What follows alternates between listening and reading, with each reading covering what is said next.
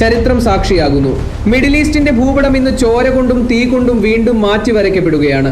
ഇന്ന് പുലർച്ചെ ലോകമുറക്കത്തിലേക്ക് ആണ്ടപ്പോൾ ഇറാന്റെ മണ്ണിൽ ഇസ്രായേൽ തൊടുത്തുവിട്ടത് വെറുമൊരു മിസൈൽ ആയിരുന്നില്ല, മറിച്ച് ഒരു മഹാവിസ്ഫോടനത്തിന്റെ തുടക്കമായിരുന്നു.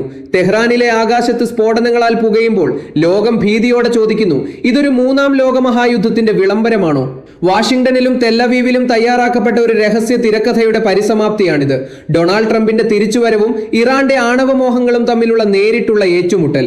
ഇറാന്റെ റെഡ് ലൈൻ മറികടന്നുള്ള യുറേനിയം സമ്പുഷ്ടീകരണത്തിന് തടയിടുക എന്ന ലക്ഷ്യത്തോടെ ഇസ്രായേലിന്റെ അദൃശ്യമായ F-35 വിമാനങ്ങൾ ഇറാന്റെ വ്യോമ പ്രതിരോധ സംവിധാനങ്ങളെ തകർത്തെറിഞ്ഞിരിക്കുന്നു.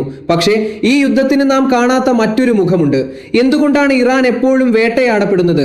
ഉത്തരം വെടിയുണ്ടകളിലല്ല, മറിച്ച് ഇറാന്റെ മണ്ണിനടിയിലാണ്. ലോകത്തിലെ ഏറ്റവും വലിയ രണ്ടാമത്തെ പ്രകൃതിവാതക ശേഖരവും നാലാമത്തെ വലിയ എണ്ണ നിക്ഷേപവും ഇറാന്റെ മണ്ണിലാണ്. സൗത്ത് പാഴ്സ് പോലുള്ള ഊർജ്ജ കേന്ദ്രങ്ങളിൽ കണ്ണുവെക്കുന്ന വൻ ശക്തികൾക്ക് സമാധാനം എന്നത് വെറുമൊരു മറ മാത്രമാണ്. രാഷ്ട്രീയമായ അസ്ഥിരതയുണ്ടാക്കി ഒരു രാജ്യത്തിന്റെ സാമ്പത്തിക നട്ടെല്ലായ പ്രകൃതി വിഭവങ്ങൾ ഹൈജാക്ക് ചെയ്യുക എന്ന ആഗോള ഗൂഢാലോചനയാണോ ഇവിടെ നടക്കുന്നത്?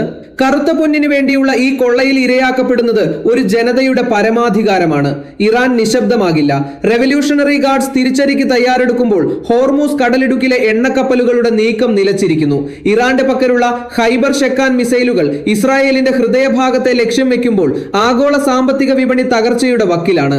റഷ്യയും ചൈനയും ഈ ചതുരംഗ പലകയിൽ തങ്ങളുടെ നീക്കങ്ങൾ ആരംഭിച്ചു കഴിഞ്ഞു. വിഭവങ്ങൾ കൈക്കലാക്കാൻ തുടങ്ങുന്ന ഈ പോരാട്ടം ലോകത്തെ ഇരുട്ടിലേക്ക് നയിക്കുമോ? യുദ്ധത്തിൽ ഒരു ജേതാവുമില്ല.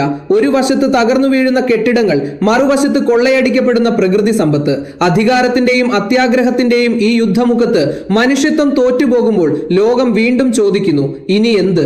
സത്യങ്ങൾ മൂടിവെക്കപ്പെടുമ്പോൾ നീതിയുടെ പക്ഷം പിടിക്കാൻ ആരെല്ലാം വരും? ജാഗ്രതയോടെ കാത്തിരിക്കുക.